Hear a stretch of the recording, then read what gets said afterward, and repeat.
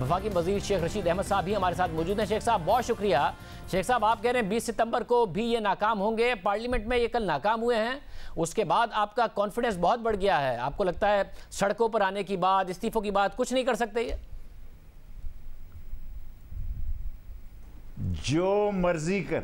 जो मर्जी कर लें, सर नीचे करें, टांगें ऊपर करें, टांगें नीचे करें, सब सच ख़त्म है इनका मसला। हाज़री लगती है जब आदमी असम्बली में आता है। जब मैं असम्बली के फ्लोर के अंदर कदम रखूँगा तो वहाँ अटेंडेंस 38 आदमी इनके कल नहीं आए। 38 उस तरह हो सकते हैं कि इनमें जो 3-4 आए वो जब वोटिंग हो गई तो प्लानिंग के तहत उसके बाद आए। मैं नाम नहीं लेना चाहता, मुनासिब नहीं है किसी की राजदारी को फाश करना। ये 20 सितंबर को भी आप देख लें जलसों का ऐलान होगा। इस मुल्क को अपोजिशन से कोई ख़तरा नहीं, इस हुकूमत को सेक्टेरियन इशू से ख़तरा है। सेक्टेरियन इशू जो है ये पाकिस्तान के गिर्द घेरा तंग किया जा रहा है। इंडियन जो एजेंसीज़ हैं वो पाकिस्तान में एक बहुत बड़ा ग्रुप पकड़ा गया है जो शिया और सुन्नी उलमा को शहीद करना चाहते थे। सो इस वक्त पाकिस्तान में ये कब हुआ था जी? जून 2018 में जब हम ग्रे लिस्ट में आए थे, और इस वक्त जो हम वाइट लिस्ट में जाने लगे हैं, इसके बाद पाकिस्तान का फ़ायदा है, इसमें किसी की ज़ात का फ़ायदा नहीं था। लेकिन जब इन्होंने हमाकत की, जब इन्होंने गलतियां की, तो ऐसे और बिल भी पास कर लिए हुकूमत जो शायद कभी पास ना होते। और इनकी वोटिंग में देखें, एक असूली बात है, शायद खाकान अब्बासी ने अमेंडमेंट दाखिल की, वो तकरीर कर सकता था। ये कहना कि दबाया गया, 190 वोट इनके थे और 200 वोट हमारे थे, हालांकि हमारे भी कई लोग नहीं आए। लेकिन ये सारा काम जो है बाइकआउट जिस वक्त इन्होंने किया, तो इसका मतलब साफ था कि हमें इन्होंने सफ़ेद चिट दे दी है कि जाओ जो मर्ज़ी करो। वरना अगर ये वहाँ रहते, शहबाज शरीफ के पास 2 दफ़ा गया जी बिलावल कि उठो भाई, वो नहीं उठा, ज़रा सा 2 कदम चल के गया, और फिर जो मास्टर प्लान था, मास्टर प्लान के मुताबिक उन्होंने वॉकआउट किया और टेंट फिश हो गए, ख़त्म हो गए। और फैटफ का जो है ये बहुत बड़ा काम हुआ है। इन्होंने पूरी कोशिश की, इमरान खान कुछ भी कर सकता है, उसने फैसला किया है कि इसको NRO इनको नहीं देंगे और नैब के कानून अमेंड नहीं होंगे, जाओ जो करना है कर लो, और 20 तारीख को भी कर लें ये जो कुछ करना है। नहीं शेख साहब, नैब के कवानीन में तरामीम तो खुद हुकूमत भी चाहती थी, इसके लिए ऑर्डिनेंस भी लेके आए। आप लोगों को एतराज़ था कि बिजनेस कम्युनिटी को तंग करता है नैब, ब्यूरोक्रेसी ने काम करना छोड़ दिया है, नैब को बड़े केसेस पर फोकस करना चाहिए। वज़ीर आज़म ने तो जो केस उस्मान बुज़दार के हवाले से उस पर भी एतराज़ उठाया। तो अब ये फैसला कर लिया है हुकूमत ने कि नैब का जो कानून है ये वैसा ही कानून रहेगा, इसमें कोई तब्दीली नहीं की जाएगी। वैसा ही कानून रहेगा। अगर अब हम करेंगे तो लोग कहेंगे कि कल हमने जाना है, 2 साल हो गए, तीसरा साल शुरू हो चुका है हमें, 4 साल बाद तो इस मुल्क में इलेक्शन शुरू हो जाता है। मैं तो कहता हूँ 4 साल बाद इलेक्शन हो जाने चाहिए। हमें सारी पार्टियों को मुत्फिक होना चाहिए, क्योंकि ये रखने डालना शुरू कर देते हैं। ये मेरी राय है, ये ना हो कि कोई ये कहे कि मैं इमरान खान के साथ हूँ कि 5 साल बाद इलेक्शन हो। लेकिन मेरा शुरू दिन से कॉलेज से ये मौक़िफ़ है कि इंतखाबात 4 साल बाद होने चाहिए, ताकि ये लोग जो तंग पड़ जाते हैं उनको फ़ैसले की क़ुव्वत मिले, उनको फ़ैसला मिले, ताकि वो बेहतर फ़ैसला कर सकें। और अब आप कल देखें, शायद खाकान ने भी तकरीर नहीं की, हालांकि उसकी अमेंडमेंट्स थी मनी लॉन्ड्रिंग पे, लेकिन उसने तकरीर नहीं की, आएँ शाएँ वाएँ और ये और वो और फलां और टेंट फिश।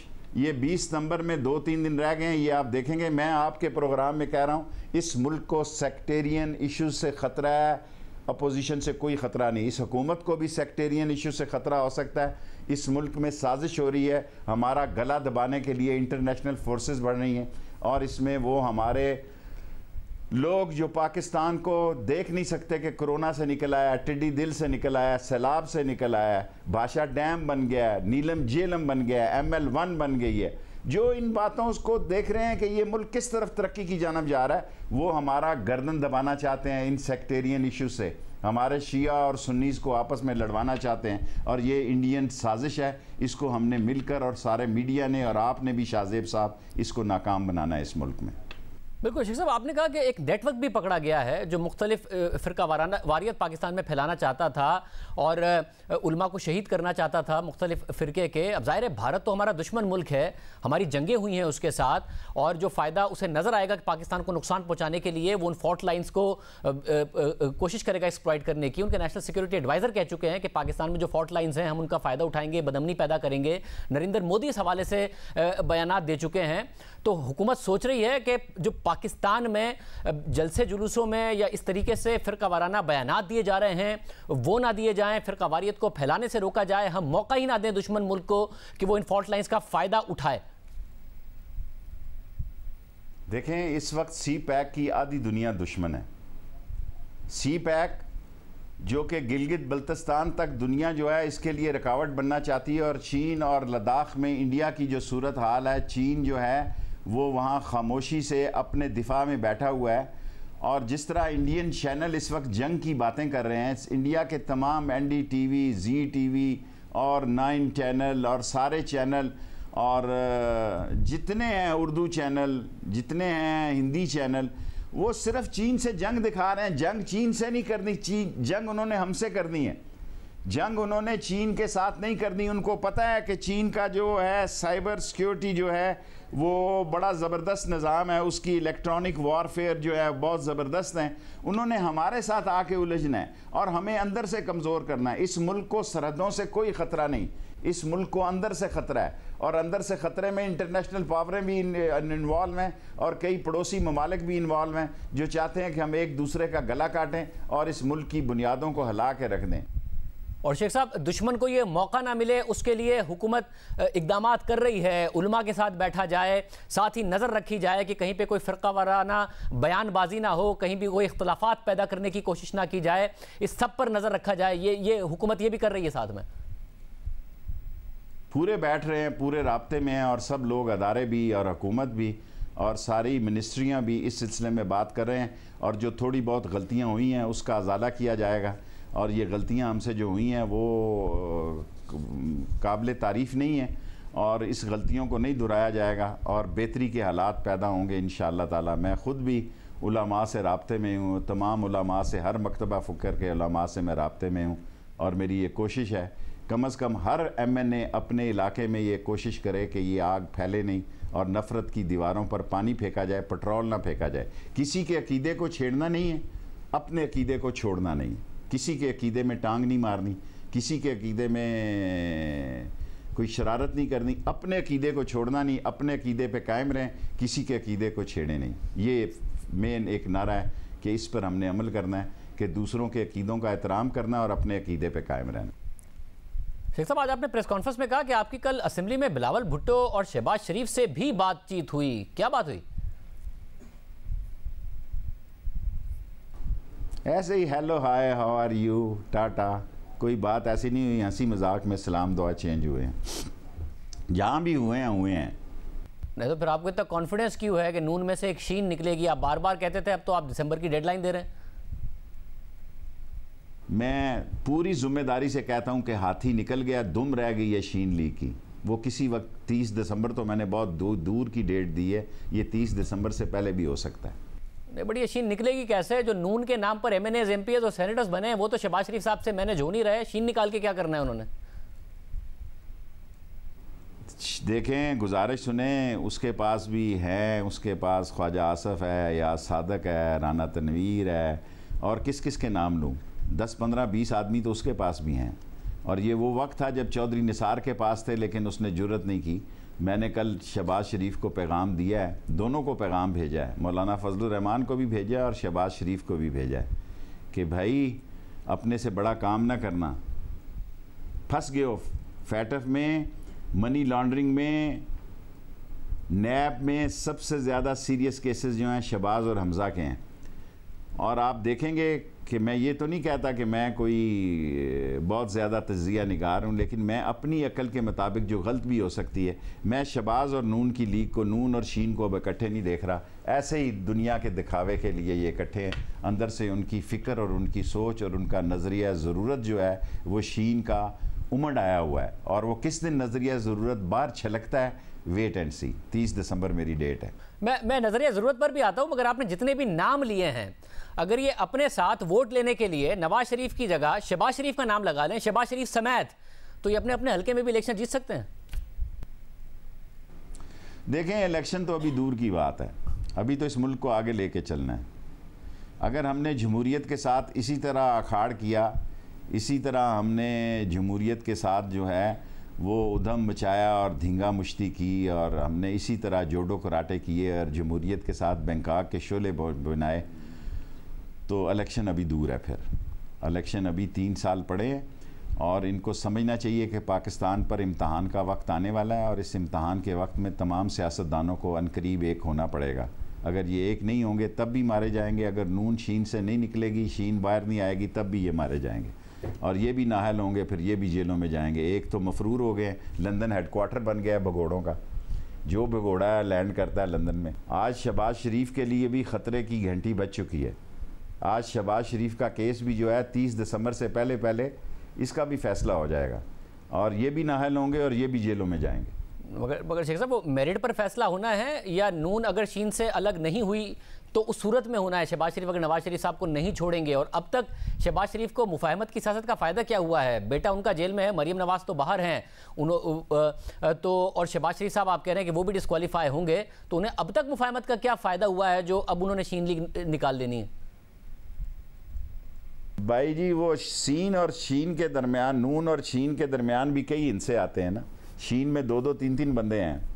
सो अभी देखना यह है कि अगर नून और शीन दोनों खुडे लाइन लग जाती हैं तो इसमें से क्या निकलेगा। साहब कह रहे हैं 20 सितंबर को कुछ नहीं कर सकते। ये असेंबलियों से इस्तीफे की डिमांड रही है मौलाना फजलुर रहमान की, अगर उस पर मना लिया तो? मैं एक सवाल करना चाहता हूं आप शाहजेब साहब के प्रोग्राम में। ये कहते हैं असेंबलियों से बाहर हैं, असेंबलियों से इस्तीफे दें। मैं फजलुर रहमान से ये सवाल करता हूं कि वो इस असेंबली से सदारती उम्मीदवार क्यों था? उसका बेटा इस असेंबली में क्यों बैठा है? कल मेरी उससे गपशप हुई पार्लियामेंट में। मैं उससे पूछना चाहता हूं कि आप भाई, अगर आपको ये चीज़ अच्छी नहीं लगती तो सलाम अलैकुम कहो कि हम जा रहे हैं। आपने इस असेंबली में, जिसको आप कहते हैं ये गैर शरई है और गैर कानूनी है और गैर आइनी है और ये मुंतखब गलत हुए हैं, उस असेंबली की सदारत के फजलुर रहमान साहब उम्मीदवार थे। आप अंदाज़ा करें कि ये फजलुर रहमान साहब का शौक़ है कि उनको ओहदा मिले, और वो सारे मुल्क को झोंक देना चाहते हैं। इस दफ़ा फजलुर रहमान की सियासत भी नाकाम होगी। मेरी पेशन गोई है, याद रखें फजलुर रहमान साहब, कल मैंने उनके बेटे के हाथ पैगाम भेजा है कि इस्तेमाल ना हो जाना, क्योंकि आप दीनी ताकतों के तर्जमान हैं। मैं नहीं चाहता कि पाकिस्तान में दीनी कुव्वतों की कमर लगे। मैं नहीं चाहता कि दीनी कुव्वतों और मदरसों को नुकसान पहुँचे। मदरसे हमारे किले हैं, मदरसे हमारे हसार हैं, मदरसे हमारे दीन की शनाख्त हैं। मैं किसी कीमत पर नहीं चाहता कि मदरसों को फजलुर रहमान इस आग में झोंकें और सियासत करें। नून करे, पीपल्स पार्टी करे और पार्टियां करें, आप देख लेंगे इसमें से कुछ नहीं निकलेगा। शेख साहब, जब इतना कॉन्फिडेंस आ गया हुकूमत को कि हम अपना टाइम भी पूरा करेंगे, ये ऑपोजिशन हमारा कुछ नहीं बिगाड़ सकती, एपीसी करती है तो करे, और जाहिर आपके कॉन्फिडेंस की कल जो असेंबली में कुछ नहीं कर पाए, सड़कों पर भी कुछ नहीं कर पाए, एक वजह नजर आती है।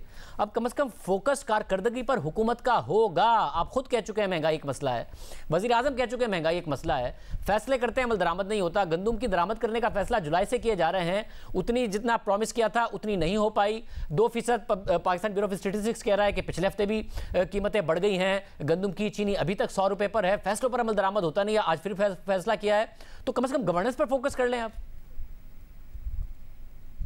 देखें, आज हमने अलाउ कर दिया गंदम को मज़ीद इंपोर्ट करना। सारे खदशात को, मैं ईसीसी का भी मेंबर हूँ, एनर्जी का भी और पेट्रोलियम का भी। आज आपको ये खबर दे रहा हूँ कि हमने गंदम की मज़ीद इंपोर्ट की आज इजाज़त दे दी है। पास्को को भी, टीसीपी को भी इजाज़त दे दी है कि वो इंपोर्ट करे, और हमने ज़रूरत से ज़्यादा गंदम इंपोर्ट करने का फ़ैसला किया। और जब ये इंपोर्ट आ गई तो सब्सिडी करके हमने ज़रूरत से ज़्यादा गंदम भी, दो रिपोर्ट्स थी, एक थी 1.7 की, सॉरी 1.5 की, और जो खदशात थे वो 2.2 पे थे। हमने 2.2 इंपोर्ट करने का फ़ैसला कर लिया। शेख साहब, आपने जुलाई में भी 1.5 मिलियन टन दरामद करने का फैसला किया था। शहबाज राना की स्टोरी है कि सिंध और खैबर पख्तूनख्वा ने तो ली गंदुम, पंजाब ने नहीं ली, और कहा कि महंगी गंदुम इंपोर्ट की गई है, इस पर सब्सिडी वफाक दे। वजारत खजाना ने कहा कि हम नहीं देंगे सब्सिडी, आपका जो एनएफसी में हिस्सा बनता है उससे काट लेंगे। उसी इख्तिलाफ में फंसे रहे। फिर पंजाब ने कह दिया कि हमारे पास जखीरा मौजूद है।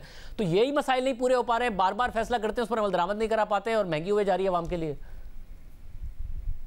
देखें, सब्सिडी का तो हम फैसला बाद में करेंगे। प्राइवेट के तो जहाज़ लग चुके हैं, लग रहे हैं, और प्राइवेट भी लोग मंगवा सकते हैं। सब्सिडी का फैसला जो है ये बाद में होगा। अभी तो हमने इंपोर्ट की इजाज़त दे दी, आज इंपोर्ट की इजाज़त दे दी।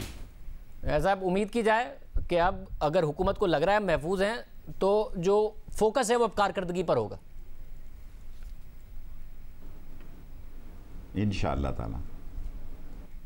साहब साथ में आखिर में बताइएगा, ज़ाहिर है आप मीडिया की आज़ादी की बात करते हैं कि आप उसके हामी हैं, मीडिया से ताल्लुकात बेहतर करने के आप हामी हैं। वज़ीर आज़म नहीं मानते कि मुल्क में मीडिया के ऊपर कोई कदगने हैं, मगर एक नया सिलसिला शुरू हो गया है, सहाफ़ियों के ख़िलाफ़ FIRs हो रही हैं। साथ में फिर नज़र आ रहा है कि हुकूमत और मीडिया का जो मामला है वो दुरुस्त नहीं है। पाकिस्तान में इंटरनेशनली लिखा जा रहा है कि मीडिया के हवाले से क्या हो रहा है। आप समझते हैं, आपकी वज़ीर आज़म से बात हुई है कि जी कम से कम मीडिया के साथ ताल्लुकात बेहतर हों, FIRs और ये सारे के सारे मामला नहीं होने चाहिए? देखिए, मैं तो कह ही सकता हूँ ना, मैं एक वोट का लीडर हूँ। मैंने कल या परसों मंगल वाले दिन फिर प्राइम मिनिस्टर साहब से बात की है। मैं तो अपना कोई मसला नहीं लेके जाता, ऐसी ही बातें गुजारिश करता हूँ कि इस मसले को ठीक किया जाए। जो मेरे फ़राइज़ में शामिल है मैं अपना अदा करता हूँ। जान अल्लाह को देनी है, बंदों को नहीं देनी।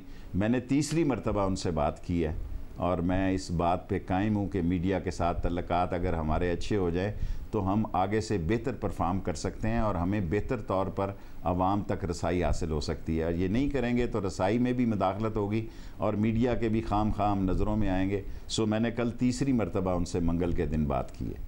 बहुत शुक्रिया। शेख रशीद अहमद साहब हमारे साथ मौजूद थे। उम्मीद करते हैं कि वज़ीर आज़म आपकी बात सुने और बैनुल-अक़वामी इदारे भी पाकिस्तान के लिए लिखें कि पाकिस्तान में जमहूरी आज़ादियाँ हैं, पाकिस्तान में मीडिया आज़ाद है और मीडिया आज़ादी से काम करता भी नजर